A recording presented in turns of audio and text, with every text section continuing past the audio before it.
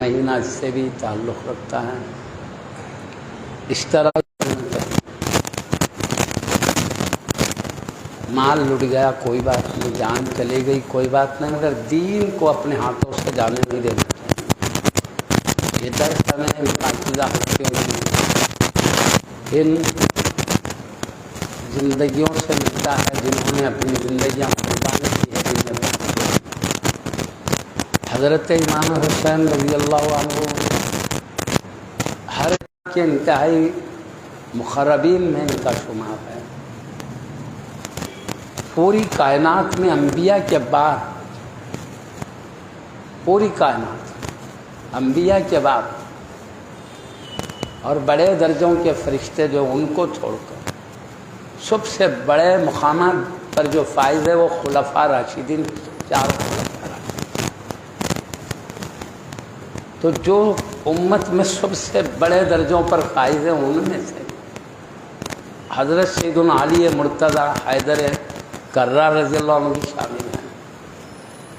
چار بڑی ہستیاں جو پوری امت میں سب سے اعلیٰ مقام۔ تو امام حسین رضی اللہ عنہ کے ابا جان ہیں، کائنات میں جو سب سے اعلیٰ مقام رکھتے ہیں، انہی خلفاء راشدین میں سے ایک خلیفہ راشد کے شہزادے ہیں۔ آپ کی امی جان حبیب پاک کی عظمت والی پیاری بیٹی ہے، جن کے بارے میں اللہ کے حبیب صلی اللہ علیہ وسلم نے فرمایا فاطمہ تو سیدۃ نساء اہل الجنہ، فاطمہ تمام جنت کی عورتوں کی سردار ہے۔ تو آپ کی امی جان ہے تو تمام جنتی عورتوں کے سردار ہیں، حبیب پاک کی انتہائی لاڈلی بیٹی ہیں۔ آپ کے نانا جان تو نبیوں کے سلطان ہیں، رسولوں کے سردار ہے۔ اس طرح آپ کا خاندان انتہائی اونچا خاندان ہے۔ اللہ کے حبیب صلی اللہ علیہ وسلم نے مرتبہ ارشاد فرما من انا، بھائی کون ہوں؟ تو پھر صحابہ رضی اللہ عنہ اجمعین نے عرض کیا انت رسول اللہ، آپ اللہ کے رسول ہیں۔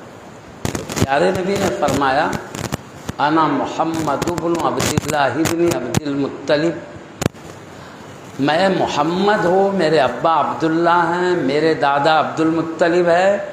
آپ نے اپنا خاندان بیان کرنا، میرے خاندان کے بارے میں سوال کر رہا ہوں، یہ مطلب بھلے اللہ تعالیٰ نے مخلوق جب پھر اس میں بھی کئی قبیلے بنائے، ان قبیلوں میں جو بہترین قبیلہ تھا اس میں مجھے انتخاب کیا، پھر اس کے کئی قبیلے کے کئی گھرانے بنائے، ان گھرانوں میں سب سے بہترین گھرانہ فرمایا بیتم و خیرکم نفسا، میں تم سب میں گھرانے کے اعتبار سے بھی سب سے بہتر ہوں، ذات کے اعتبار سے بھی سب سے بہتر ہوں۔ ارے میری ذات اللہ نے پوری کائنات میں سب سے بے مثل بنایا، اور میں جس خاندان سے وہ خاندان سب خاندانوں میں بہتر بنایا، یہ پیارے نبی نے فرمایا۔ تو اسی بہترین سب سے اعلیٰ خاندان سے امام حسین رضی اللہ عنہ کا تعلق ہے۔ اس طرح میں کہہ رہا تھا کہ خاندان کے اعتبار سے بھی آپ بلند ہیں، اعمال تقویٰ زہد عبادت ریاضت اس اعتبار سے بھی آپ بہت بڑے مقام پر فائز ہیں۔ ایک ہے خاندانی شان و رفت، ایک ہے تقوی کی وجہ سے ملنے والا مرتبہ۔ قرآن میں اللہ پاک فرماتا ان اکرمکم عند اللہ اتقاکم، تم میں سب سے بڑھ کر وہ ہیں اللہ کے پاس مرتبے میں جو تقوی میں سب میں بڑھ کر ہے۔ تو یہ تقوی کی وجہ سے ملنے والا مرتبہ الگ ہے، یہ محنتوں سے ملا کرتا ہے۔ یہ خاندانی جو شرف ہے بغیر محنت کے صرف رب کے کرم سے ملا کرتا ہے۔ تو جس صرف رب کی عطا سے ملنے والا مقام ہے وہ اعلیٰ مقام بھی آپ کو حاصل ہے، جو محنتوں کے بعد ملتا ہے وہ مقام بھی آپ کو حاصل ہے۔ اس طرح اللہ نے آپ کو تمام کمالات کا جامع بنا دیا، پھر آپ کو تمام جنتی جوانوں کا سردار بھی بنایا ہے۔ اللہ کے حبیب صلی اللہ علیہ وسلم ارشاد فرماتے ہیں الحسن والحسین سیدہ شباب اہل الجنہ۔ حسن و حسین دونوں نواسوں کے بارے میں فرما رہے ہیں یہ جنتی جوانوں کے سردار ہیں۔ تو اس طرح ان کا مقام، ان کا مرتبہ اسی سے سمجھ میں آتا ہے کہ پورے جنتی جوانوں کے آپ سردار ہیں، بادشاہ ہیں، سلطان ہیں۔ آپ کی امی جان پورے جنتی عورتوں کی سردار ہیں، آپ دونوں حضرات، دو بھائی، سارے جنتی جوانوں کے سردار۔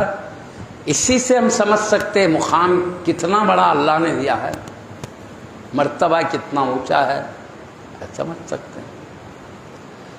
حضرت سیدنا صدیق اکبر فاروق اعظم رضی اللہ عنہ کے بارے میں فرمایا ابو بکر و عمر سیدہ کہول اہل الجنہ۔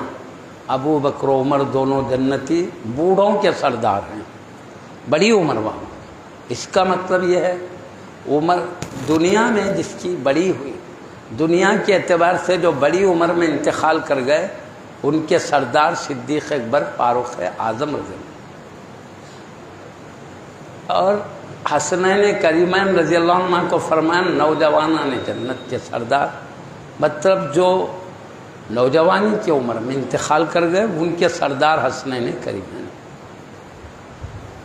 اور پیارے نبی کی پیاری بیٹی تمام عورتوں کی، جنتی عورتوں کی سردار ہے۔ اس طرح ان کی سرداری کچھ وقت کے لیے نہیں، ہمیشہ کے لیے، کیونکہ جنت کی سرداری ہمیشہ اس لیے کہ جنت ختم ہونے والی نہیں، جنتی ختم ہونے والے نہیں، تو وہاں کی سرداری بھی ختم ہونے والی۔ اس طرح امام حسین رضی اللہ عنہ ہمارے سردار ہمیشہ کے لیے، کبھی ان کی سیادت ختم ہونے والی نہیں ہے۔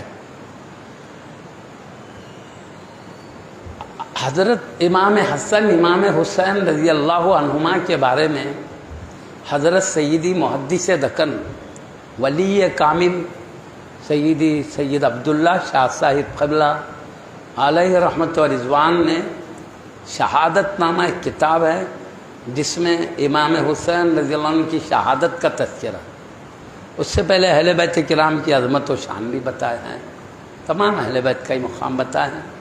یہ کربلا کا واقعہ بھی اس میں تفصیل سے بیان فرمایا حضرت۔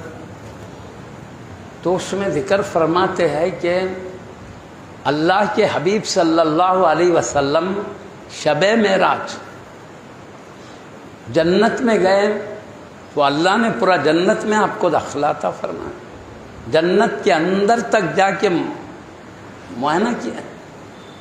ایک حدیث میں تو ہے سیدنا عمر فاروق اعظم رضی اللہ عنہ سے فرماتے ہیں میں جنت میں تمہارا بھی محل دیکھا، وہاں ایک جنتی تمہاری ازواج میں سے ایک زوجہ کو دیکھا، میں تمہارے محل میں داخل ہونا چاہا لیکن چونکہ وہاں تمہارے ایک زوجہ پہلے سے تھی جنت میں، تو میں تمہارا خیال کر کے میں نہیں گیا، یعنی تمہاری غیرت کا خیال کر کے۔ تو سیدنا عمر فاروق اعظم رضی اللہ عنہ فرماتے عرض کرتے یا سیدی یا رسول اللہ تھا میں آپ پر غیرت کیسے کروں گا، آقا آپ تشریف لے جاتے ہیں میری سعادت بندی ہوتی، اس طرح عرض کیا۔ تو اس سے معلوم یہ ہوا اس حدیث سے کہ آپ پورا جنت کے اندر داخل ہوئے، سیر کیا۔ دوزخ کو تو باہر سے دیکھے آپ نے، دوزخ کا بھی ذکر فرمایا میرا، اور جنت میں پورا اندر جا کے سیر فرمائے۔ تو پیارے نبی صلی اللہ علیہ وسلم نے دیکھا کہ ایک انتہائی حسین جمیل خوبصورت محل ہے سرخ یاقوت کا، لال رنگ کے یاقوت کا، اور ایک محل دیکھا جنت کے اندر انتہائی حسین خوبصورت، وہ ہے سبز زمرد کا۔ یاقوت زمرد یہ ہیرے ہیں، پورے ہرے ہیرے کا بنایا ہوا ہے زمرد، اس کے زمین اس کی وہی ہے، اس کے دیوار، اس کے ستون، اس کی چھت پوری زمرد کی، ہرے رنگ کی، یا خود کی سرخ لال رنگ کی۔ شہادت نامے میں موجود ہے، ایک ولی کامل رضی اللہ عنہ نے اس کا ذکر فرمایا ہے۔ پیارے نبی محمد رسول اللہ صلی اللہ علیہ وسلم نے جبرائیل امین علیہ الصلوۃ والسلام سے سوال کیے، اے جبریل یہ کس کا محل ہے؟ لال زمرد کا، یاقوت کا، لال یاقوت۔ بولے یہ آپ کے پیارے نواسے امام حسین رضی اللہ عنہ کا ہے۔ پھر آپ نے سوال کیا یہ ہرے رنگ کا جو محل ہے یہ کن کے لیے اللہ نے بنایا؟ کہ آپ کے نواسے امام حسن رضی اللہ عنہ کا ہے۔ تو اللہ کے حبیب صلی اللہ علیہ وسلم نے جبرائیل امین علیہ السلام سے پھر ایک سوال کیا، اللہ نے یہ فرق کیوں رکھا دونوں بھائیوں کے جنت کا؟ امام حسین رضی اللہ عنہ کی جنت کو لال رنگ کا بنایا، امام حسن رضی اللہ عنہ کی جنت کو ہری رنگ کی بنایا، یہ فرق کیوں؟ دونوں کا ایک ہی رنگ میں کیوں نہیں بنایا؟ تو جبرائیل امین علیہ السلام نے عرض کیا، یا رسول اللہ صلی اللہ علیہ وسلم، آپ کے پیارے نواسے امام حسین رضی اللہ عنہ کو آپ ہی کی امت کے ظالم لوگ شہید کر دیں گے، تو زخموں کی وجہ سے پورا بدن خون سے لہولہان ہوگا، جس کی وجہ سے پورا بدن لال ہو جائے گا۔ تو آپ کی شہادت کے وقت جو بدن لال اور سرخ ہوگا اسی رنگ کی وجہ سے ان کا محل بھی لال رنگ کا بنایا گا۔ اور آپ کے نواسے سیدنا امام حسن رضی اللہ عنہ کے بارے میں فرمایا کہ ان کو زہر دیا جائے گا، زہر کے اثر سے انتقال کے وقت، وصال شریف کے وقت ان کے پورے بدن کا رنگ ہرا ہو جائے گا، کیونکہ ان کے شہادت کے وقت میں رنگ پورے بدن کا ہرا ہوگا۔ اللہ نے اسی لحاظ سے ان کا محل بھی ہرے رنگ کا کیا ہے، یہ بتائے۔ تو اس طرح اللہ کے حبیب صلی اللہ علیہ وسلم نے اپنے ان دو نواسوں کے محلات کو بھی اعلیٰ ختم کے دیکھے ہیں جنت میں، اور احادیث میں ہے جنت سب ایک قسم کی نہیں ہے، کوئی چاندی کی بنی ہوئی، ایک ایک اینٹ پورا چاندی کا ہے، کوئی ایک اینٹ چاندی کی، ایک سونے کی، ایسی بنائی گئی ہے۔ یہاں کی نعمتوں میں، وہاں کی نعمتوں میں، وہاں جو اعلیٰ درجے کی شان ہوگی اس کا کوئی وہم و گمان بھی نہیں کر سکتے۔ اللہ کے حبیب صلی اللہ علیہ وسلم نے فرمایا جنت میں ایسی نعمتیں اللہ نے رکھا ہے نہ تم نے کبھی دنیا میں دیکھا ہے نہ کبھی سنا ہے۔ سیدی محدث دکن علیہ رحمت و رضوان نے ارشاد فرمایا ہے، اسی شہادت نامے میں لکھے ہے، وہ بھی میں عرض کر دیتا ہوں۔ اس میں حسنین کریمین رضی اللہ عنہ کی انتہائی عظمت شان نظر آتی ہے۔ شہبہ جیسے لوگ ہوں گے تو بڑے بڑے، تو جھومنے لگی، یہ بڑے بڑے لوگ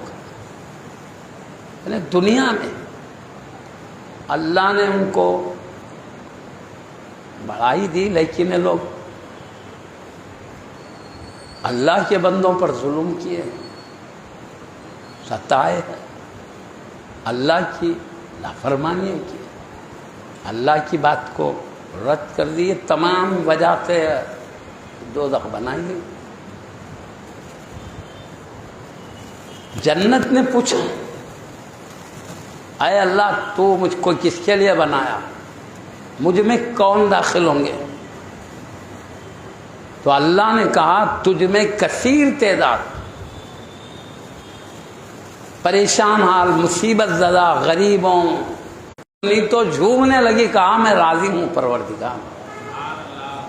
یہ حضرت نے لکھا ہے، جب پیارے نبی کے نواسوں کی بات نام سنتے ہی جھومنے لگی ہے جنت، تو اس سے بھی ہم سمجھ سکتے ہیں ایک جنت کو بھی خوشی حاصل ہوتی ہے کہ مجھ میں پیارے نبی کے نواسے بھی رہتے ہیں۔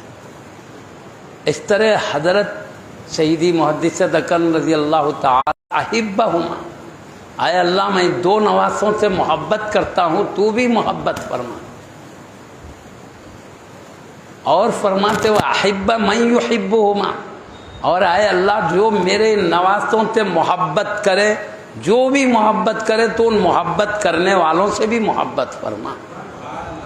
تو اس میں حسنین کریمین رضی اللہ عنہ سے محبت کرنے والوں کے لیے خوشخبری ہے، پیارے نبی کی دعا ہے ان کے لیے۔ جو ان نواسوں سے محبت کرے تو عرض کرتے اللہ، حبیب پاک عرض کرتے اللہ تو ان سے محبت کر جو میرے نواسوں سے محبت کرتے۔ اور ایک حدیث شریف میں پیارے نبی محمد الرسول اللہ صلی اللہ علیہ وسلم کی بات ہے، تو اب حبیب سے محبت ہے تو پھر ان کے خاندان سے بھی ہوگی۔ جس کو آدمی کسی سے بغض ہوتا ہے تو اس کے خاندان سے بھی نفرت کرتا ہے، عام طور پہ دیکھا گیا۔ تو حبیب سے بغض ہے تو ہی خاندان سے بغض ہوگا، یہ مطلب ہوا۔ جس نے ان دونوں سے محبت کیا اس نے مجھ سے محبت، جس نے ان سے بغض کیا مجھ سے بغض کیا، کیونکہ میرا انتظار کرتے چاہتے جو کچھ کرنا ہے، مگر کوئی دشمن کا بیٹا دکھے انجان مار دیتا، دلچسپی نہیں ہوتی، فطرت انسان کی دیکھنے میں آتی۔ تو حبیب سے محبت ہے تو نسبتوں سے بھی محبت ہونے لگ جاتی ہے۔ اب حبیب سے محبت ہوگی تو ان کے خاندان سے ہوگی، ان کے ساتھ رہنے والوں سے ہوگی، وہ جس ملک میں شہر میں رہتے اس سے محبت۔ مجھے قسم ہے اس شہر کی، کیونکہ حبیب تم اس شہر میں رہتے، یعنی نسبت جس سے محبت عظمت ہوتی ہے کسی کو، اس سے نسبت رکھنے والی ہر چیز سے محبت ہوتی ہے، فطری بات۔ ان کے ساتھیوں سے، صحبت میں رہنے والوں سے، ان کے زمین سے، ان کے زمانے سے، ان سے نسبت ہر چیز سے جس کو تعلق ہے اس سے۔ بلکہ حبیب کی امت کو حبیب تمام اللہ تعالیٰ تمام امتوں سے زیادہ محبوب رکھتا ہے، اس لیے کہ یہ سب سے کے قانون میں داخل ہے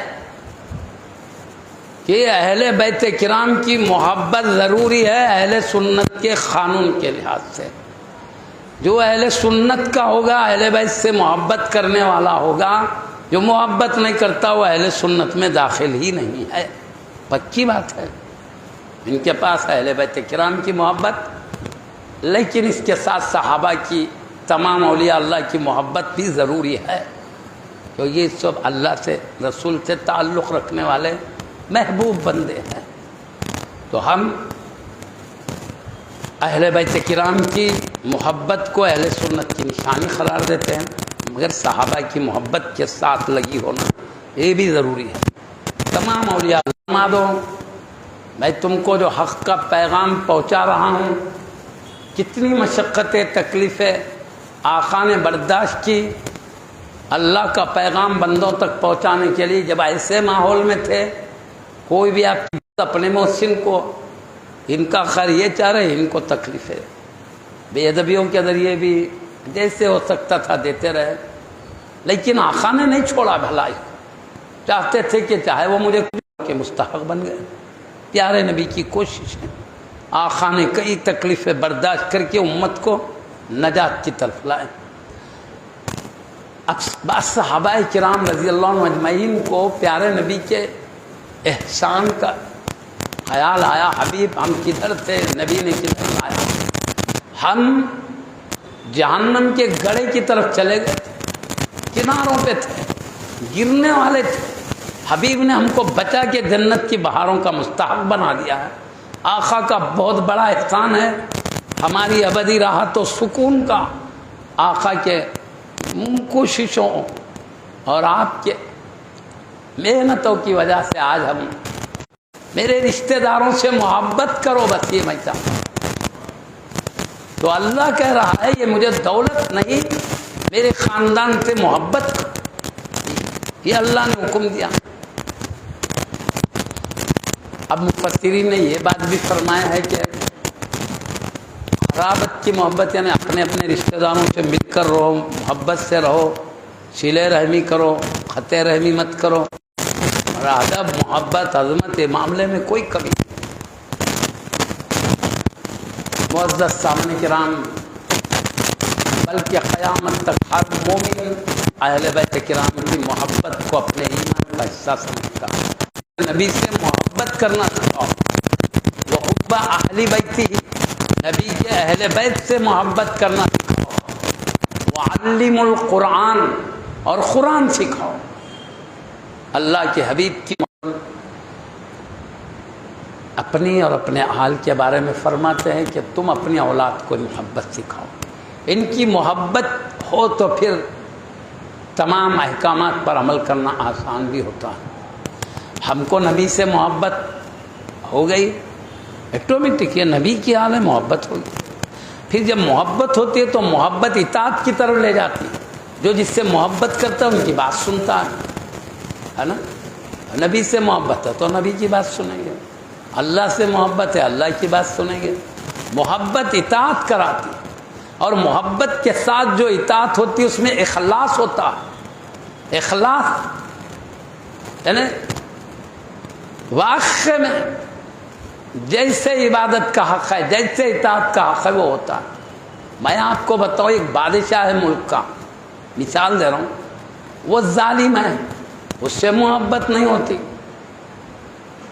ان کہتا ہے یہ قانون ہے میرا ملک کا، نہیں کریں گے تو پھانسی پہ چڑھا دوں گا۔ تو آدمی اطاعت تو کرتا ہے مگر اخلاص نہیں ہوتا، صرف پھانسی سے بچنے کے لیے کرتا ہے بات، تو بادشاہ سے محبت نہیں۔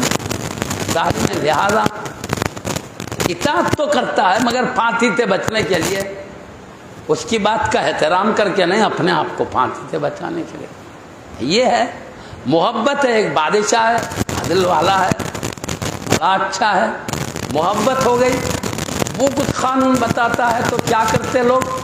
اخلاص کے ساتھ کرتے ہیں، اس کی بات کی تعظیم کرتے ہیں، اور جو کام کرتے کو ڈر کر نہیں بلکہ بادشاہ کی محبت میں کرتے۔ ایسے ہی ہم کو اللہ اور اس کے رسول سے جتنی محبت بڑھے گی اطاعت بھی اتنی بڑھے گی، اطاعت میں اخلاص بھی اتنا بڑھے گا، بلکہ آدمی اپنے چہیتے کی اطاعت میں لذت پاتا ہے۔ بات پکی ہے، جس سے محبت نہیں، کسی مصیبت سے ڈر کے کام کرتا ہے، خوشی نہیں، تکلیف پاتا۔ چہیتے کی جب اطاعت کر خوشی میں کرتا ہے، میرے چہیتے کی بات میں عمل کر، نہیں سمجھ رہے بات کو؟ تو یہ محبت سے اعمال میں زیادتی بھی ہوتی ہے، اخلاص میں بھی زیادتی ہوتی ہے۔ یہ محبت ہم کو اطاعت کی طرف لے جاتی ہے، فرما برداری کی طرف لے جاتی ہے۔ یہ ہمارا فائدہ ہے محبت میں۔ محبت کے اللہ کے محبوب محتاج ہے، نہ ان کی آل، نہ ان کے اصحاب، نہ ان کے اولیاء، کوئی بھی محتاج نہیں ہے، کیونکہ اللہ نے ان کو محبوب بنایا، اللہ نے ان کو آل بنایا ہے، اللہ نے ان کو اصحاب کو اصحاب بنایا، حبیب کے اولیاء اللہ کو اللہ نے اولیاء بنایا۔ ہمارے محبت ادب کرنے کی وجہ سے نہیں بنایا، اپنے کرم کی وجہ سے بنایا۔ ہم محبت کرتے ہیں تو یہ ہمارا فائدہ ہے، یہ سعادت مند ہو جاتے ہیں، اللہ ہماری قسمتوں کو سدھار دیتا ہے۔ اور نہیں کرتے، ہم عظمت و محبت سے محروم ہو جائیں تو اللہ تعالیٰ ہمارے ادب محبت نہیں کرنے سے ان کے مراتب نہیں گھٹا دیتا، ولی سے محبت ولایت سے نہیں نکال دیتا، پیارے نبی کے کسی صحابی سے محبت نہیں کرے تو ان کو صحبت کی عظمتوں سے نہیں نکال دیتا، اہل بیت سے محبت نہیں کرے تو ان کو جو اعلیٰ مقام اہل بیت کا اس سے نہیں نکال دیتا، بلکہ محبت نہیں کریں تو اپنا نقصان ہے، اپن اللہ کی بارگاہ میں اس کے کرم سے دور ہو جاتے ہیں، اس کی عنایات سے دور ہو جاتے ہیں۔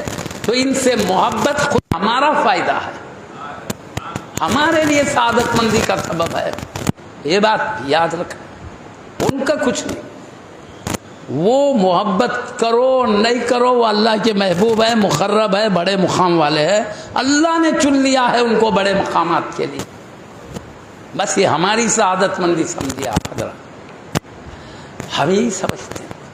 معزز سامعین کرام، اہل بیت کی محبت کا ایسے حکم ہے جیسے اللہ نے نماز کا حکم، روزے، زکوٰۃ، حج کا حکم دیا، ایسے نبی اور ان کے آل کی محبت کا حکم۔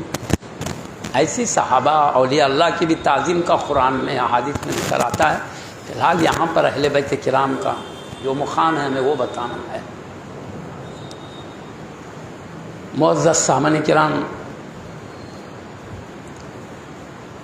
صحابہ کرام رضی اللہ عنہ اجمعین انہی وجوہات کی وجہ سے اپنے خاندان پر نبی کے خاندان کو فوقیت دیتے تھے. کسی بھی معاملے میں نبی کے خاندان سے، اپنی خاندان سے زیادہ محبت کرتے تھے. اپنے خاندان سے زیادہ تعظیم نبی کے خاندان سے کرتے تھے. یہ بالکل پکی بات ہے. ایک مرتبہ کا واقعہ،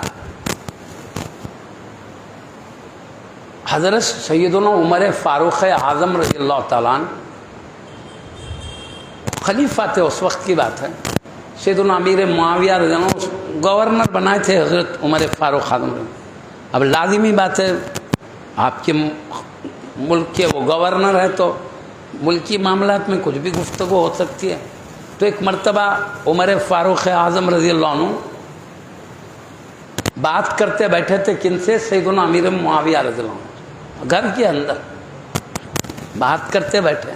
اتنے میں عبداللہ ابن عمر رضی اللہ عنہ آئے تو عمر فاروق اعظم نے اجازت اندر آنے کی نہیں دی. کیا بات ہو رہی تھی اللہ جانے. وہی کھڑے رہے، کہاں دروازے پہ کھڑے رہے. اب اتنے میں کیا ہوا، امام حسن یا امام حسین رضی اللہ عنہ تشریف لائے. تشریف لا کے دیکھیے عبداللہ بن عمر رضی اللہ عنہ جو عمر فاروق اعظم کے بیٹے ہیں، ان کو اندر آنے کی اجازت نہیں ہے. تو انہوں بولے کیا باتیں چلی نہیں معلوم، خود ان کے بیٹے دروازے پہ کھڑے ہیں. تو پھر آپ نے گھر کے دروازے سے واپس چلے گئے.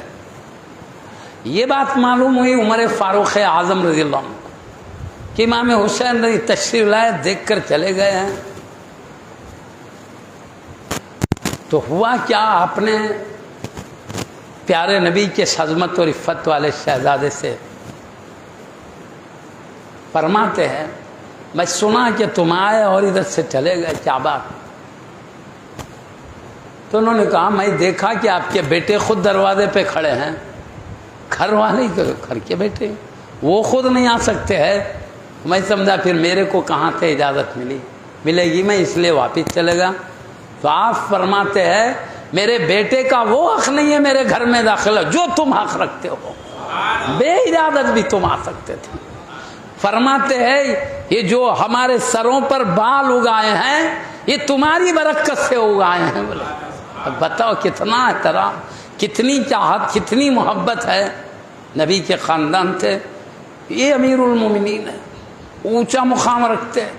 جو جتنے بڑے مقام پہ اتنی زیادہ اہل بیت کرام سے محبت کرتے. بالکل پکی بات. ایسے کئی عجیب عظیم واقعات دیکھنے میں آتے ہیں ہم کو. یہ محبت بہرحال ہمارے لیے سعادت مندی ہے، کامیابی ہے.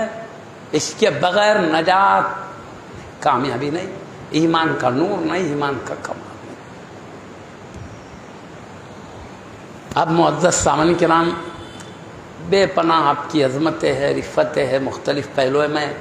کیونکہ محرم میں عام طور پہ کربلا کا ذکر کیا جاتا ہے، یہ واقعہ پیش آیا ہے. اس مناسبت سے تھوڑا سا ذکر چاٹفام انداز میں ہم کریں گے. کیونکہ یہ واقعہ، یہ محبوب نگر آپ کا اولیاء اللہ کا بھی شہر ہے، علماء کرام کا بھی شہر ہے. کوئی باتیں علمی شرعی کوئی بچی ہوئی نہیں ہیں، سب سنتے رہتے ہیں. جو کچھ ہمارا بولنا ہے سعادت مندی کے لیے ہے. جیسے حضرت امام شافعی رضی اللہ تعالیٰ عنہ ارشاد فرماتے ہیں، امام اعظم رضی اللہ عنہ کی شان بتاتے ہیں، عائد ذکر نعمان لنا فإن ذکرہ مسکن اذا کررتہ یتضوع. آپ فرماتے امام اعظم کا ذکر کرتے رہو، وہ مشک کی طرح ہے، جتنا ذکر کرو خوشبو سے محفل مہکتے رہے گی. بلا تو ہمارا بھی معاملہ یہی ہے، ہم اللہ کے محبوب بندوں کا ذکر کرتے ہیں.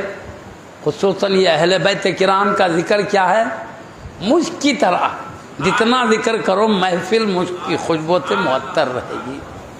بس ہمارے دل منور رہیں گے، ہماری روح پاکیزہ ہوگی، ہمارے اندر ایک ایمانی جذبہ آئے گا، ہم کو بھی امام حسین رضی اللہ تعالیٰ عنہ کی طرح دین سے کافی مضبوطی کے ساتھ قائم رہنے کا جذبہ پیدا ہوگا، یہاں تک کہ جان کٹانے کا بھی جذبہ۔ آدمی جب اپنے بزرگوں کو دیکھتا ہے، ان کی زندگیاں پڑھتا ہے، فطری طور پر وہ جذبہ اپنے میں بھی آتا ہے۔ تو کربلا کے واقعے کا شارٹفارم انداز میں ذکر کرتا ہوں،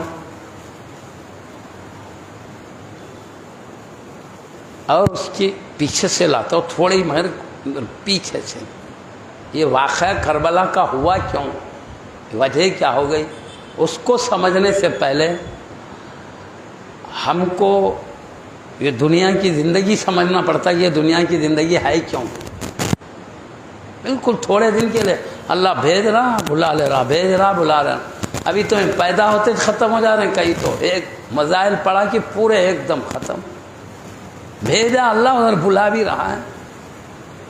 ایک بم پڑا، سینکڑوں بچے چلے گئے، ابھی پیدا ہوئے دنیا کی بہاریں۔ پیدا ہی کیوں کیا بھائی دنیا میں؟ امتحان کے لیے، آزمائش کے لیے۔ اب جسے چاہے جس انداز سے چاہے اپنی عطاؤں سے مالا مال کرے۔ معزز سامعین کرام، یہ آزمائش کے لیے دنیا بنائی گئی ہے۔ اللہ چاہتا ہے کہ میرے بتائے ہوئے طریقے پہ زندگی گزاریں آپ لوگ۔ اللہ چاہتا ہے اپنے بندوں کے بارے میں، تاکہ میرے پاس قرب ملے۔ جو جتنا میرے پاس آگے بڑھے گا قرب میں، میں اتنے بڑے درجے رکھا ہوں، بڑے انعامات رکھا ہوں۔ کوتاہی کریں گے تو کم درجے ہیں، مانے گا ہی نہیں کوئی بات، مانتے نہیں تو پھر محروم ہو جائے گا تمام نعمت۔ یہ اس لیے بھیجا ہے تاکہ بہترین جنت تیار کر کے رکھا ہے اللہ نے۔ وَعِدَّتْ لِلْمُتَّقِينَ، اللہ تعالیٰ فرما رہا شرک و کفر سے بچنے والوں کے لیے جنت تیار کی گئی ہے۔ بالکل پکی بات ہے، اور وہ ہمیشہ کی بھی ہے، ہمیشہ، کبھی نہیں نکالا جائے گا۔ خربوں سال گزر جائیں گے نہیں نکالا، ہمیشہ کی ہے۔ وہاں کی زندگی بھی بس ایسی رہے گی، وہاں پہ بڑھاپا نہیں، کمزوریاں نہیں، بس ہر وقت پیارے نہیں کہتے 30-33 سال کی عمر ہی رہے گی، بس اس میں رد و بدل نہیں ہوگا۔ جیسے وہ عمر والے کہتے رہتے نا، وہی حالت نہیں بدلے گی، بالکل ایک ہی حالت۔ خط کتنا آدم علیہ السلام کے ہوتا، 60 گز کے تھے آپ، 60 گز کے اونچے رہیں گے۔ وہاں کی خیر نعمتیں بتانے میں یہ حالت ہمیشہ رہے گی، ہمیشہ۔ دیکھیے کون اچھے کام کرتے ہیں، اچھے کام کون کرتے دیکھنے کے لیے یہ ہے۔ اچھے کام کیا ہے، برے کام کیا ہے، اللہ کے پسندیدہ کام کیا ہے، ناپسندیدہ کام کیا ہے، وہ اللہ نے بندوں کو بتایا۔ لیکن ہر بندے اللہ سے ڈائریکٹ کلام حاصل کرنے کی طاقت نہیں رکھتے تھے، اس لیے اللہ نے انبیاء رسول اعظام کے ذریعے اپنی باتیں دیا ہے، انبیاء اور رسول اعظام کے ذریعے دیا ہے۔ جتنے بھی امتیں گزرے وہ انبیاء سے اللہ کا پیغام پائے۔ ہم کو قرآن مجید ملا، پیارے نبی کے ذریعے ملا، ہر ایک کے گھر میں تو نہیں اتارا اللہ نے۔ کیوں؟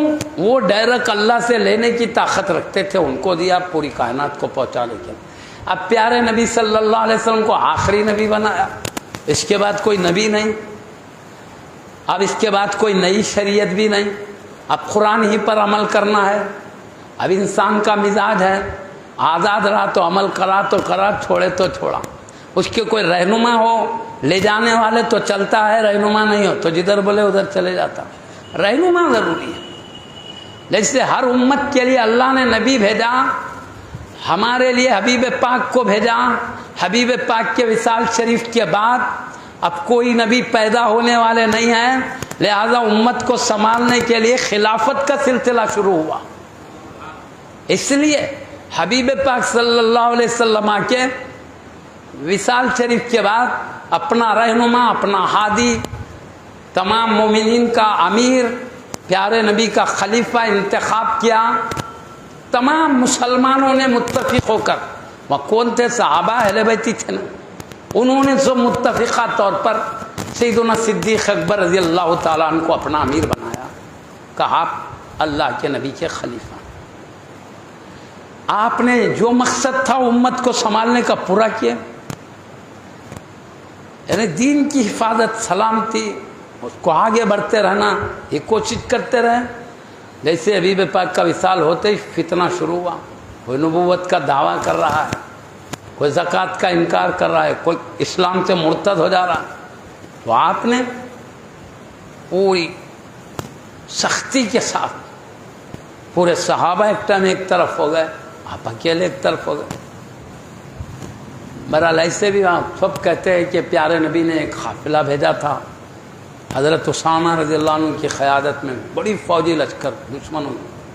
سب صحابہ کہتے ہیں یہیں روک کے رکھو، ان کو جانے مت دو، کیونکہ پیارے نبی کے وصال سے لوگوں میں کئی لوگ مرتد ہو جا رہے ہیں، اسلام سے پھر جا رہے ہیں، اور جو اسلام کے باہر والوں کو ہمت آ جائے گی، وہ لوگ حملہ نہ کر دیں، ساتھ بڑی طاقت ہونا ضروری ہے۔ بولے آپ بولے نہیں، اللہ کے نبی نے ان کی کامیابی حاصل کریں، ذرا بھی کچھ کمی نہیں آنے، ڈھنگن ٹوٹ گیا۔ بہرحال اسلام کی حفاظت کا جو حق تھا پیارے نبی کے بعد خلافت کے ذریعے وہ وعدہ کیا عمر فاروق، پھر حبیب صدیق اکبر کے وصال سے میں کربلا کا واقعہ کیوں پیش آیا ادھر سے لے کے آ رہا ہوں۔ اب سیدنا عمر مقابلہ کی، اور اس کی کن کی نگرانی میں تھا وہ؟ سیدنا امیر معاویہ رضی اللہ عنہ کی نگرانی میں تھا وہ، سمندر کے پار۔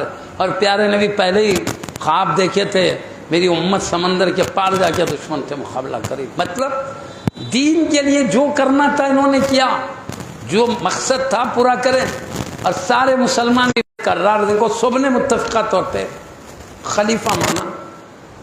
لیکن بعض ہستیوں میں یہ تھا کہ یہ قاتلین بہت ظلم کے ساتھ شہید کرے ہیں، لہذا جذبات تھے، حضرت سے کہتے تھے ان کو پہلے بدلہ لیں، قاتلین کو پہلے مار ڈالیں۔ خطرے میں ڈالنا ہی کوئی معمولی بات ہے، انتہا محبت ہی کی وجہ سے تو ایسا ہوا ہے۔ حالانکہ پہلے سے کئی صحابہ تھے آپ کے گھر کے دروازے پر ٹھہری، آپ نے سیدنا علی مرتضی حیدر کرار نے اپنے شہزادوں کو کھڑا، اس سے آپسی محبت کا پتہ چلتا۔ اب یہ لوگ شہید کرنے پہ بیٹھے ہیں، حفاظت کے لے گئے، بہرحال چھت پہ سے پیچھے سے آ کے شہید کر دیے، تو اب خون کا بدلہ مانگنے کا جذبہ ہوا، خون کا بدلہ لیجیے۔ تو سیدنا علی مرتضی رضی اللہ خود چاہتے تھے کہ قاتلوں کو بدلہ لیں، کیونکہ شریعت کا حکم ہے قتل کا بدلہ۔ ہوا کیا، کیوں نہیں لے سک رہے تھے، میں بتاتا ہوں آپ کو۔ حضور سیدی شیخ الاسلام عارف باللہ، حقائق آگاہ، معارف دستگاہ، سیدی امام انوار اللہ شاہ قبلہ علیہ رحمت رضوان، جن کو اللہ کے حبیب نے مدینہ منورہ میں خواب میں اشارہ کر کے بھیجا، بڑا صحیح تعلیم پہنچاؤ، صحیح عقیدہ امت کو بتاؤ۔ انہوں نے لکھا ہے، کیا لکھا ہے معلوم؟ آپ پوچھتے تھے سیدنا علی مرتضی کس نے شہید کیا، تو 20,000 یہودی منافقین کلمہ پڑھ کے گھس گئے، دل میں ایمان نہیں تھا، کئی کو مسلمانوں میں دڑانے ڈالنے، لوگ مسلمان سمجھ کے ان کے باتوں میں آ جا کے وہ لوگ لڑانا چاہتے تھے۔ تو 20,000 یہودی منافقین ہاتھ اٹھا کے کہتے تھے ہم نے قتل کیا ہے۔ تو سیدنا علی مرتضی رضی اللہ عنہ کو مشکل ہو رہی تھی، صحیح قاتل کا پتہ نہیں چل رہا تھا، بدلہ شریعت کا حکم ہے جب تک قاتل معلوم نہ ہو بدلہ نہیں لے سکتے، بلکہ شبہ بھی آیا تو گواہ ہیں بھائی یہ قتل کرے بول رہے، ایک جنا ایک بول رہا، ایک جنا ایک بول رہا، ایک جنا بول رہا کل کرے، ایک جنا بول رہا ہاتھ کرے، ایک جنا بول رہا تلوار سے، ایک جنا بند، تضاد باتیں تو شبہ ہو جاتا ہے، لوگ سکھا تو نہیں لیے کیا ہوا، ایک نہیں بات بول رہا ہوں، شبہ بھی ہوئی تو قتل معاف ہو جاتا ہے، یہ تو پتہ ہی نہیں چل رہا قاتل کون۔ اب کتابوں میں بھائی انہوں نے کیا، انہوں سب کون ملا لیا، کیا کرا نہیں معلوم، حقیقت یہ ہے کہ پتہ ہی نہیں چل رہا تھا اس ٹائم پہ قاتل کون ہے۔ یہ منافقین کی کثرت، اس لیے سیدنا علی مرتضی نے بدلہ نہیں لے سک رہے تھے، کیوں؟ قاتل کا پتہ نہیں ہونے کی وجہ سے۔ اب یہ حضرات کیا سمجھ رہے ہیں بدلہ لو بولنے والے، حضرت کوشش نہیں کر رہے ہیں، سمجھ رہے ہیں بدلہ لینے کی کوشش نہیں کر رہے ہیں، اب انہوں زور لگا رہے ہیں، غصہ بہت ہے قاتلوں پہ کیونکہ اتنی بڑی ہستی کو شہید کیا، اب بدلہ لیجیے بول رہے ہیں، دل میں آپ ہی ہمارے بڑے ہیں آپ ہی، لیکن آپ لیں گے تو ہم برسر عام بولیں گے آپ ہمارے خلیفہ، دل میں رکھے، صاف لفظوں میں آپ خلیفہ نہیں بول رہے ہیں، دل میں ہے یہ کہ ہمارے بڑے، کیوں بدلہ جلدی لینے کے بعد ایسا کر رہے تھے، تو ہو گیا کیا، مجبوری سیدنا علی مرتضی نے کہ قاتل کا پتہ نہیں چلا، تو ہو گیا یہ کہ کثیر تعداد نے آپ کو خلیفہ مانا، تھوڑے لوگ ابھی بدلہ لو بول رہے ہیں، میرے کو خلیفہ بلکہ نہیں بول رہے ہیں ابھی۔ تو قرآن کی ایک آیت ہے مسلمانوں میں جب دو جماعتوں میں ایک جماعت دوسری جماعت کے خلاف بغاوت کر دے تو ان سے جنگ کرو یہاں تک کہ بغاوت سے باز آئے. یہ قرآن کا حکم. اب حضرت سیدنا علی مرتضیٰ نے دیکھے کہ میرے کو کثیر تعداد میں خلیفہ کہا, مان لیا. یہ حضرات ابھی بدلا دو بر رہے ہیں, یہ تو بغاوت ہے, میرے کو نہیں مان رہے تھے.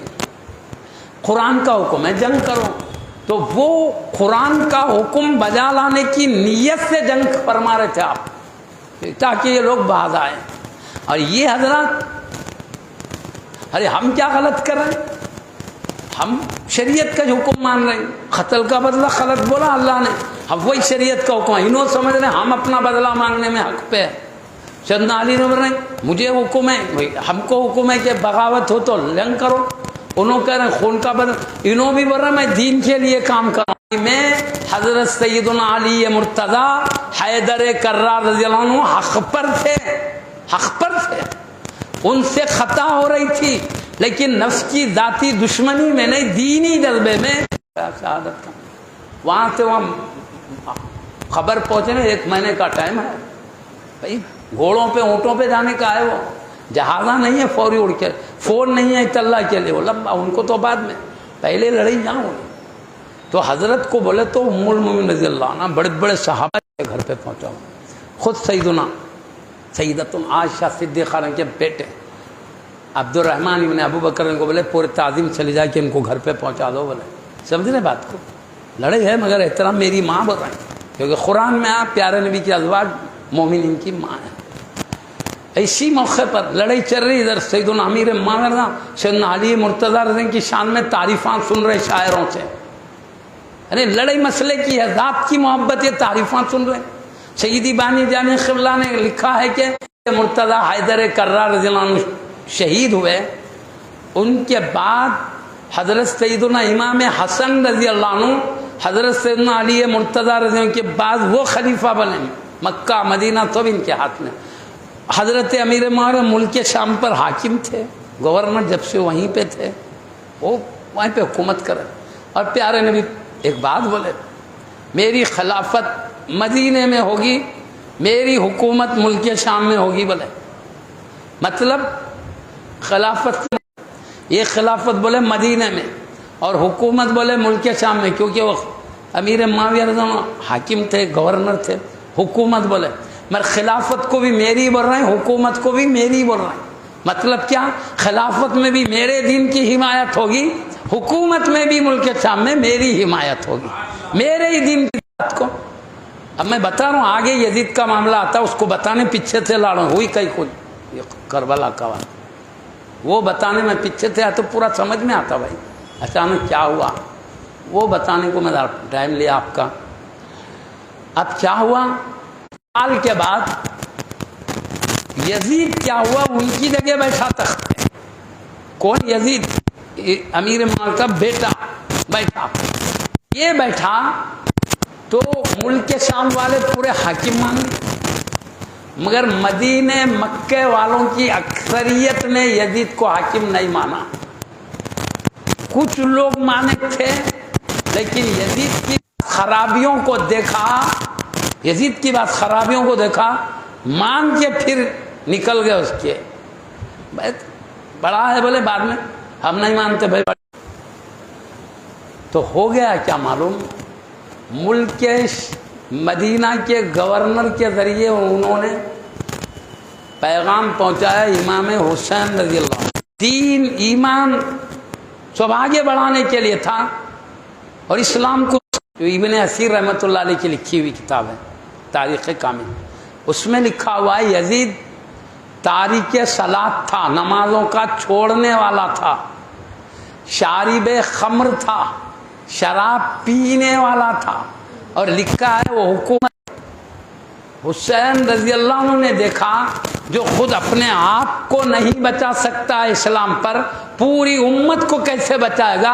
اس کے ہاتھ میں حکومت چلے جائے تو پوری امت برباد ہو جائے گی. بلکہ حبیب پاک نے کتنی کو برباد ہونے نہیں دوں گا, میری گردن کٹتی ہے تو کٹ جانے دو, درخت اسلام کو کٹنے نہیں دوں گا. یہ تھا. تو آپ نے صاف کہہ دیا اس کو خلیفہ نہیں مان سکتے. اس کو حاکمانوں سے بڑھ کر نہ مرتبے میں کوئی ہے، نہ لوگوں کے سینوں میں جو عظمت، احترام، محبت، سب سے بڑھ کر اس وقت امام حسین رضی اللہ، اور سب ان پر فدا پر جنگ ہوگی۔ یہ حرمت والی، عزت والی جگہ ہے، وہ چاہتے تھے کہ عزت و حرمت والی جگہ میں اس طرح خون نہ ہو، اس طرح اس کی عظمت پامال نہ ہو اس زمین کی۔ اور دوسری بات، امت سے شفقت پیار تھا کہ یہ جنگ میں ان کے ساتھ طاقت ہے، فوج ہے، یہ نہیں ہے، وہ طاقت قوت نہیں ہے، ہتھیار نہیں ہے، شہید ہو جائیں گے۔ امت کو سوچ کے کہا بہتر یہ ہے کہ میں خود مدینہ شریف سے نکل کر مکہ شریف چلے جاؤں۔ اور بس کتابوں میں لکھا ہے، حضرت عبد الرحمن بن رضی اللہ عنہ انہوں نے بھی مشورہ دیا کہ حضرت اس وقت یہ ہے معاملہ، آپ سے لے کے رہنا چاہتے تاکہ آپ مان لے۔ تو خواب میں دیدار ہوا، پیارے نبی نے فرمایا بیٹا تم ہم سے جدائی کا غم کر رہے ہیں، بات ایسی نہیں ہے، جدائی نہیں ہے، بہت جلد تم ہماری بارگاہ میں حاضر ہونے والے ہو۔ تمہارے ابو لکھنے لگے، کیا خط لکھ رہے ہیں؟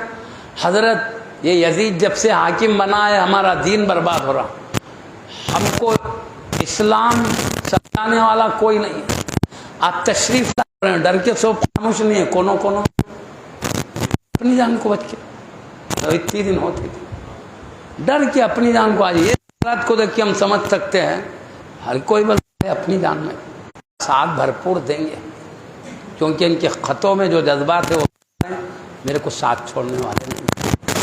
تو معزز سامنے کرام، آپ نے بیچ میں کھینچ نکال دیا۔ میں پہلے اپنے چچیرے بھائی مسلم بن عقیل رضی اللہ عنہ کو بھیج کے جا کے کیا کریں گے، ان کے جذبات معلوم کریں گے کس قسم کے، یہ کوئی دھوکہ تو نہیں ہے مجھے بلا کے کوئی مصیبت میں ڈالنے والے ہے، یہ سچے جذبے سے بلا رہے ہیں، واقعی میرا ساتھ بھی دینے کا جذبہ رکھتے ہیں، مصیبت آئے تو یہ آزمانے کے لیے آپ نے مسلم بن عقیل رضی اللہ عنہ کو بھیجا۔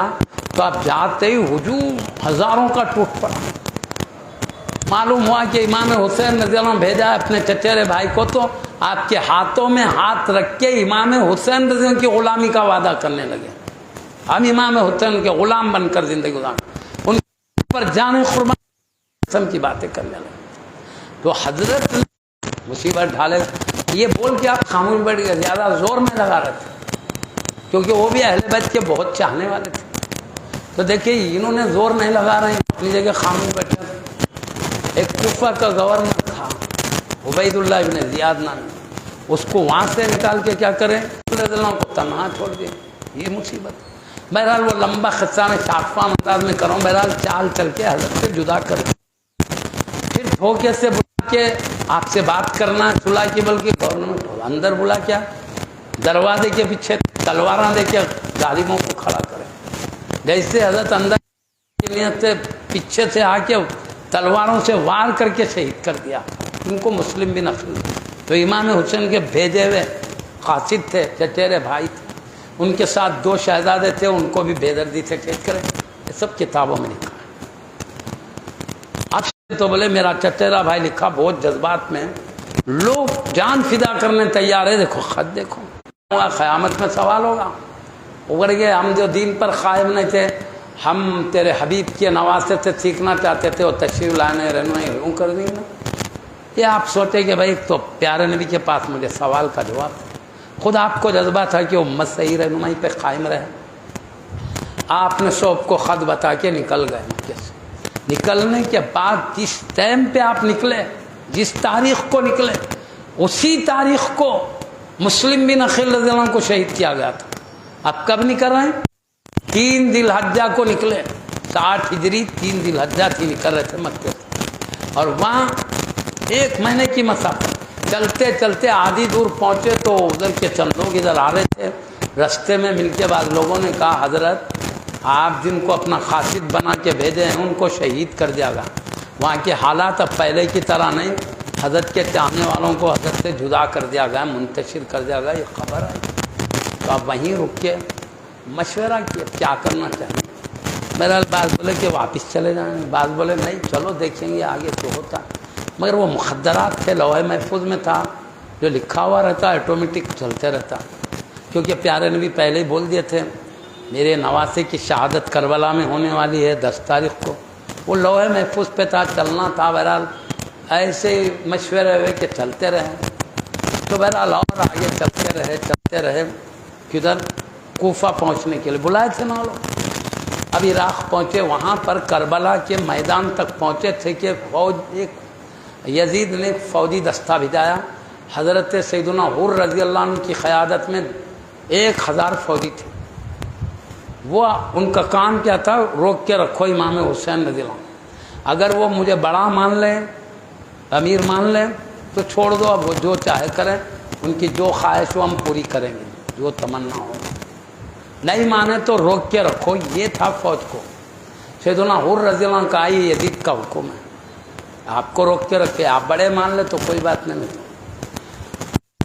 اب وہ ملک پہلے سے ہی وہ گورنر پہلے واقعہ تو بعد میں کربلا کے باقی دیگر جو، اب انہوں نے حضرت حر رضی اللہ عنہ فوج کے سپاہ سالار اہل بیت کے بہت چاہنے والے تھے، وہ ایک فوجی سپاہ سالار کی حیثیت سے تو روکے، دل میں محبت اہل بیت کی، اس لیے نمازوں کا ٹائم آیا تو آپ اپنے وہاں ان کے ساتھ نہیں پڑھتے تھے، امام حسین رضی کے خیمے میں آ کے ان کے ساتھ نماز پڑھتے تھے۔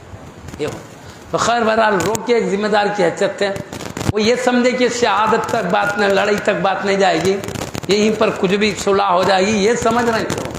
لیکن آپ نے کہا نہیں، یہ بات نہیں مانی جا سکتی۔ آپ نے کہا دین معاملہ، میں بتاؤں آپ کو، 2 بھائیوں میں فرق بتاؤں۔ امام حسن رضی اللہ عنہ نے پورا مکہ مدینہ حوالہ کر کے صلح کر لی، لیکن آپ نہیں کر رہے، وجہ کیا؟ امام حسن رضی اللہ عنہ جانتے ہیں سیدنا امیر معاویہ رضی اللہ عنہ سے دین و امت کا کوئی نقصان نہیں ہے، جان بھی سلامت رہے گی، دین و ایمان بھی سلامت رہے گا، اس لیے صلح میں نقصان نہیں تھا، صلح کیے۔ اور امام حسین نے دیکھا جان تو سلامت رہے گی، ایمان برباد ہو جائے گا، یہ ہماری جان تو ایمان پہ ختم کرنے کے لیے ہے، اس لیے 2 بھائیوں میں فرق یہی ہے۔ امیر معاویہ سے دین و اسلام کا نقصان نہیں تھا، لڑائی تو دینی جذبے میں خطا اتیادی کی ہوئی، ورنہ پیارے نبی کے تربیت یافتہ صاحب ہیں، ان کو تو تمام صحابہ کو تو حبیب پاک نے تربیت دی تھی۔ ہم کہتے ایک دنیا کے کوئی ولی اگر کسی مرشد بن کر مل جائے، اللہ کے کوئی ولی، وہ جس پہ نظر ڈالنے دل منور کر دیتے ہیں، نبیوں کے سلطان جس پہ نظر ڈالیں ان کا کیا حال ہوگا؟ لڑائی دینی جذبے میں ہوئی سو تھی، ورنہ آپس میں محبت کرنے والے دین کے معاملے میں تو وہ دیکھے کہ میں جو کرنے والا ہوں خلافت پہ رہ کر دین کی حفاظت، امت کی سلامتی، سیدنا امیر ماں بھی وہی کریں گے، تو صرف حق میرا خلافت کا وہ سنبھالیں گے، مگر دین و ایمان بخش۔ مگر یہاں معاملہ وہ نہیں تھا امام حسین رضی اللہ عنہ کا، یا اس کے حوالے کر دے، ٹھیک ہے چلا لے، جان تو بچتی تھی، ایمان برباد ہوتا تھا۔ سمجھ گیا نا فرق؟ عمل کو دیکھ کے سمجھ لو دونوں میں کیا فرق ہے۔ امام حسین رضی اللہ عنہ خطرہ سمجھا، نہیں مانے، تو ہوا کیا؟ اب روک کے رکھا، پھر یزید نے ڈرانے کے لیے فوج پہ فوج بھیجتا رہا، ہزاروں کی تعداد جمع ہو گئی فوج کی، تیر تلوار لے کے۔ آپ بولے یہ میں اس سے ڈرنے والا نہیں، یہ جان تو اللہ کی محبت میں قربان ہونے کے لیے ہے، یہ دین کو میں تو آپ نے دیکھا کہ اتنی فوج سے ایسے 3 ذی الحجہ کو نکلے نا، وہاں پہنچے تک 2 محرم تھی کربلا کے میدان، 2 3 4 5 6 محرم تک تو ہی فوج بھیتر، 7ویں محرم سے کیا کرا، پانی بھی بند کرنے کا حکم دیا کہ دریائے فرات کا پانی بند کر دو، تو پیاس نہیں برداشت کر سکے، پیاس نہیں برداشت کر سکے، کیا کریں گے؟ مجھے بڑا مان لیں گے، تو پیاس کے ذریعے امتحان، پانی بند ہو گیا۔ اب آپ کے خیمے میں ایک قطرہ پانی نے فوج گھیر لیے، دیکھیں گے پیاس سے تڑپ کے تو برداشت نہیں کر سکے، مان لیں گے، لیکن یہ امام حسین رضی اللہ عنہ تھے، ہر مصیبت کو برداشت کرنے تیار تھے، مگر اپنے آنکھوں کے سامنے دین پاک تباہ ہوتا ہوا نہیں دیکھنا چاہتے تھے۔ آپ نے وہ پیاس کو بھی برداشت کیا، بس مشکلات کے ذریعے ہی گزارتے رہے، یہاں تک کہ 9 محرم الحرام آیا تو یزیدی لشکروں میں سے اعلان کرتے ہوئے نکلا، طبلِ جنگ بجاتے ہوئے نکلا، خیمے کے باہر ایک خیمہ ڈال کے تھے آپ، عبادت کر رہے تھے، خاندان والے، آپ کے بیویاں تھے، آپ کے بچیاں تھے، بچے خاندان والے تھے، بہرحال آپ کا گھرانہ تھا، آپ کے ساتھ غلام بھی تھے آپ کے، وہ لوگ اپنے ایک جگہ ذکر میں لگے ہوئے تھے۔ تو آپ نے باہر نکل کے کہا، ظالموں ہماری شہادت کا دن آج کا نہیں ہے، کل کا دن ہے، بولے 9 محرم نہیں 10 محرم الحرام ہے، کیونکہ پیارے نے بھی پہلے ہی بول دیا تھا 10 محرم۔ تو پھر دوسرے دن 10 محرم الحرام کو طبلِ جنگ بجا، تو آپ سب سے پہلے باہر آئے، گھوڑے پر سوار ہو کر نکل کے نصیحت کرتے ہیں، لوگوں ہمارے کیوں جان کے پیاسے ہو گئے ہو تم لوگ؟ ہم نے کسی کا قتل کیا نہیں کیا ہے، ہم نے کسی کی زمین غصب کیا ہے، کسی کا مال لوٹا ہے، کیوں ہمارے دشمن ہو؟ اگر تم ہم کو شہید کر دو گے تو کیا اللہ کے پاس جواب دینا نہیں ہے؟ نہ ظلم کا پوری نصیحتیں کرے تاکہ ان کو آنے والے عذاب سے بچا سکے۔ نہیں سنا قوم نے، تو آپ نے پھر خاندان کو ذکر کیا، کیا تم نہیں جانتے میں محمد رسول اللہ صلی اللہ علیہ وسلم کا نواسا ہوں؟ کیا تم یہ نہیں جانتے سیدنا علی مرتضیٰ حیدر کرار جیسی ہستی میرے ابا جان ہیں، سیدہ فاطمۃ الزہرا بنت رسول اللہ وہ میری امی جان، میں کیسے خاندان کا شہزادہ ہوں؟ کیا حبیب میرے نانا جان نہیں ہے؟ آپ کیسے ہستی کو شہید کرنا چاہتے ہو؟ وہ تو بھی قوم اپنی جگہ وہی ہے، سننے تیار۔ تو معزز سامعین کرام، ٹھیک ہے لڑائی تو لڑائی، تو سب سے پہلے کیا کرے؟ حضرت حر رضی اللہ عنہ جو سب سے پہلے آئے تھے کربلا کے میدان میں، وہ یہ نہیں سمجھے تھے کہ بات لڑائی تک ہوگی، صلح سے ختم ہوتی، سمجھ کے روکے تو دل میں ہے محبت، انہوں نے دیکھا معاملہ لڑائی کا ہے، وہ ڈر گئے، سب سے پہلے روکنے والوں کی تو سیادت میں ہی کر رہا تھا فوج کی، گھبرائے، وہ بولے معافی چاہ لینا چاہیے حضرت سے، بلکہ معافی نہیں بلکہ ان کے قدموں پہ سب سے پہلے میں جان نچھاور کروں۔ یزیدی فوج میں سے گھوڑا دوڑاتے ہوئے آئے امام حسین رضی کے بارے میں، آ کے کہ یا سیدی میں نہیں سمجھا تھا کہ معاملہ یہاں تک ہوگا، میں نے آپ کو روک کے غلطی کیا ہے، میں آپ سے معافی چاہتا ہوں، آپ کے شان قریبی سے امید ہے کہ معاف۔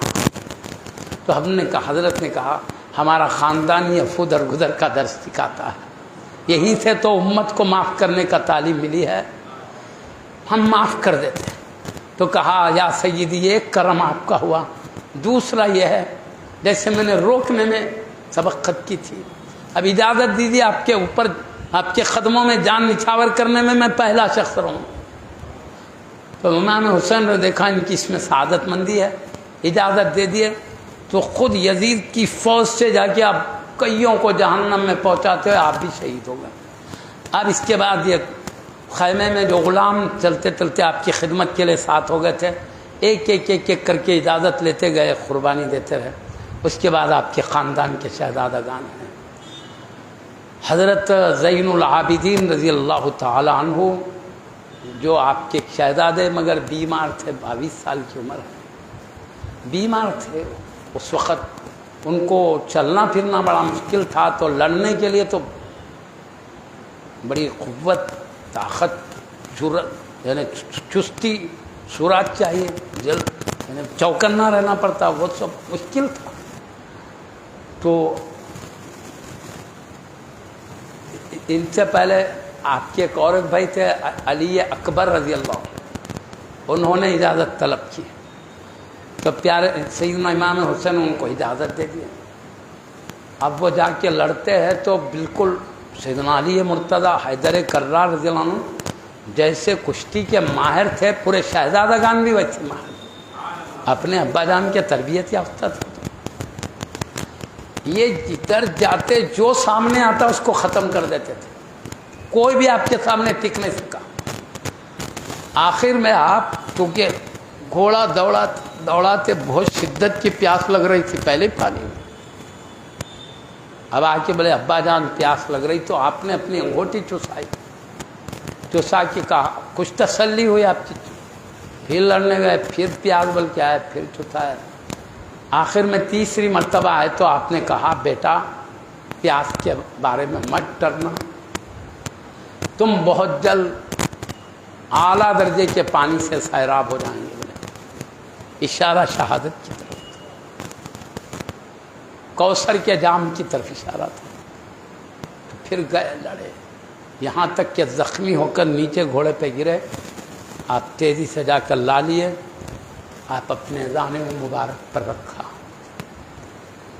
اور آسمان کی طرف دیکھتے ہوئے فرما رہے تھے میں دیکھ رہا ہوں حوران بہشت میرے انتظار، یعنی جنت کی کیفیت کو بتایا، وہاں کی نعمتوں کی طرف اشارہ کیا، روح پرواز کر گئے۔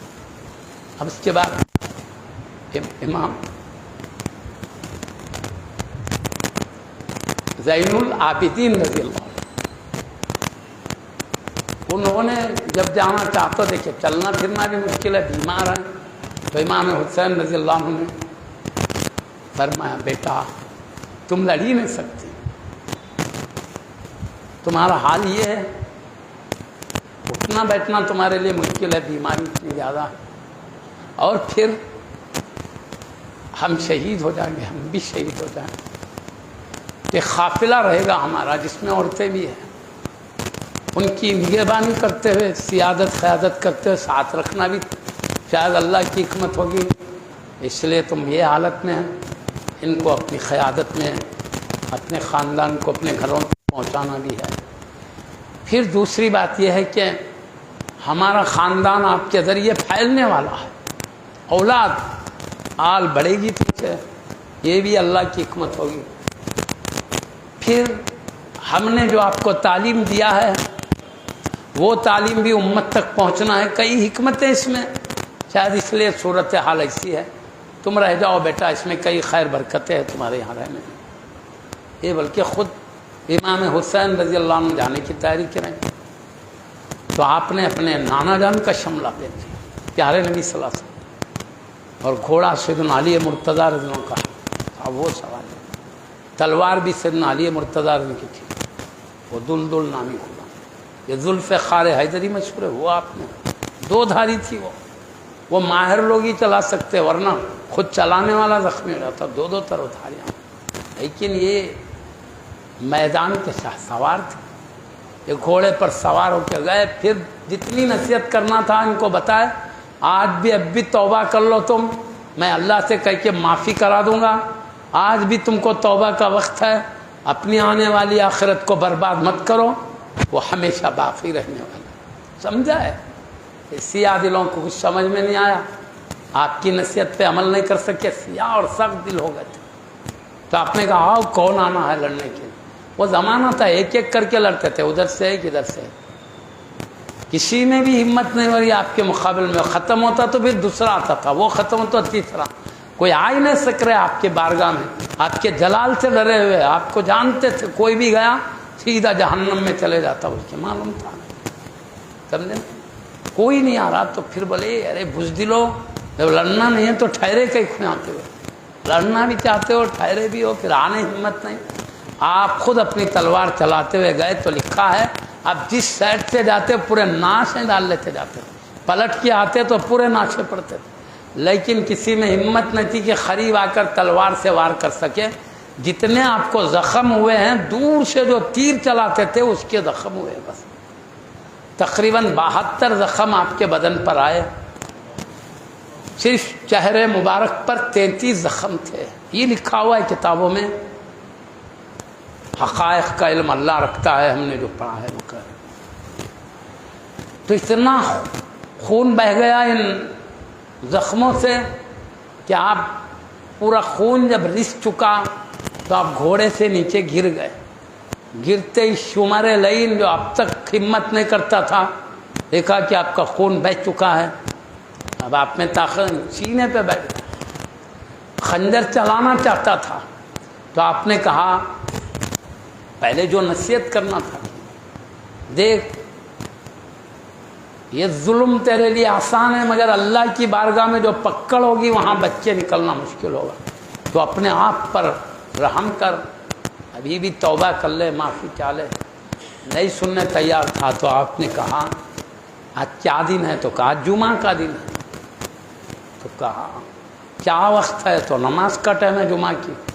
تو کہا دیکھ سارے جہاں میں خطیب صاحبان اپنی اپنی مسجدوں میں میرے نانا جان کی رسالت کا پرچم بلند کر رہے ہیں, اور تو انہی کے نواسے کے سینے پہ بیٹھ کے گردن کاٹنا چاہتا. کچھ تو شرم کر اللہ سے, کچھ تو حیا کر, غیرت دلائے. مگر پھر بھی اپنی حرکت سے باز نہیں آیا. تو آپ نے کہا ٹھیک ہے تو مجھے شہید کر دے. شہید ہونے سے مجھے کوئی رنج غم نہیں ہے. شہادت تو ایک بڑا مرتبہ ہے, وہ اللہ کے محبوبوں کے لیے مقرر ہوتا ہے. لیکن مجھے 2 رکعت نماز پڑھ لینے دے. وہ 2 رکعت کیا تھے آپ جانتے ہیں؟ جمعہ کے دن جمعہ کی نماز پڑھنا ہے. ظہر معاف ہو جاتی ہے جمعہ کے بدلے میں, ظہر کے بدلے جمعہ ہو گئی, مگر وہ بغیر جماعت کے ادا نہیں ہو سکتی جمعہ.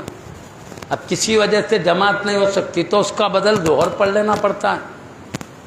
تو اب آپ نے دیکھا جماعت سے تو پڑھنے کا کوئی موقع ہے, آپ نے جمعہ تو پڑھ نہیں سکتے تھے, اس کے بدل ظہر تھی. آپ چونکہ مسافر تھے وہاں پر, اس لیے مسافر کے لیے 4 رکعت 2 ہو جاتی ہے, تو وہ ظہر کے 2 رکعت نماز ادا کرنا چاہتے تھے. تو یہاں سے ہمیں ان پاکیزہ ہستی کے عمل میں درس مل رہا ہے کہ اتنے زخموں کے باوجود دشمن گردن کاٹ دینا چاہتا ہے, اتنے خوف میں بھی آپ نے نماز کو جانے نہیں دیا. کہا 2 رکعت نماز تو پڑھنے دے, کہا پڑھ لو. آپ ابھی 1 رکعت پڑھے تھے, دوسری رکعت میں بھی سجدے میں تھے, پوری نماز بھی نہیں ہوئی. ظالم نے خنجر چلا دیا, آپ اسی نماز میں شہید ہو گئے. معزز سامعین کرام, سیدھے روح انور حبیب پاک والدین کی بارگاہوں سے پرواز کرتے ہوئے سیدھے جنت میں چلے گئے. آپ معمولی شہید نہیں ہیں, جیسے آپ سارے نوجوانان جنت کے سردار ہیں, شہیدوں کے بھی سلطان و سردار ہیں. آپ کو سید الشہداء بھی کہا جاتا ہے. ہمارے لیے ان پاکیزہ ہستیوں کے ہر عمل میں نصیحت. ان پاکیزہ ہستیوں نے اتنی تکلیفوں میں بھی نماز کو نہیں چھوڑا. کم سے کم امام حسین رضی اللہ عنہ کے غلاموں کو چاہیے کہ کم سے کم پنکھے کی ٹھنڈی ہواؤں میں تو نماز پابندی سے ادا کریں. جہاں ہم کو اہل بیت کرام کی بے پناہ ادب عظمت کا چراغ روشن کرنا ضروری ہے, اس کے بغیر ہماری نجات و کامیابی نہیں ہے, شہادت مندی اس کے بغیر نہیں ہے. وہیں پر اپنی زندگی ان کے غلام بن کر رہنا ہے. انہوں نے دین پاک کی حفاظت کے لیے, نماز روزوں کی حفاظت کے لیے, زکوٰۃ و حج کی حفاظت کے لیے, شرعی احکام کی حفاظت کے لیے تو یزید کو بڑا نہیں مانا, جان بھی قربان کر دی تاکہ اسلامی قانون سلامت رہے. تو جس کے لیے حبیب پاک کی عظمت و شان, رفت و بلندی والے نواسے نے اپنے خاندان کے ساتھ, اپنے غلاموں کے ساتھ جس دین پاک کی عظمت و ناموس کے لیے, جس شریعت مطہرہ کی حفاظت کے لیے جان قربان کیے ہے, ہمیں ان کو راضی کرنا ہے, خوش کرنا ہے. تو اس دین پاک کی خیال کرے, احترام کرے, عظمت کو اپنائے, دین پاک کو ہاتھوں سے جانے مت دے. دنیا میں ہم ایسے ہی ٹائم برباد کرنے نہیں آئے, اللہ کی اطاعت کر کے, عبادتیں کر کے, احکامات پہ عمل کر کے, مصطفیٰ کے غلام بن کر اللہ کو راضی کرنے کے لیے آئے ہیں.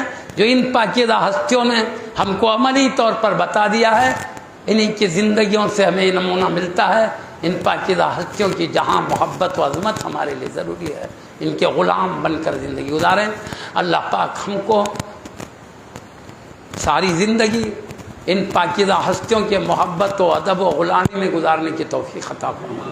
ہمیشہ ان کی عظمت و محبت کے چراغ کی روشنی کو اضافہ فرماتے رہے, غلامی میں اضافہ فرماتے رہے. انہی کی محبت میں زندہ رہیں, انہی کی محبت کے ساتھ موت عطا فرما.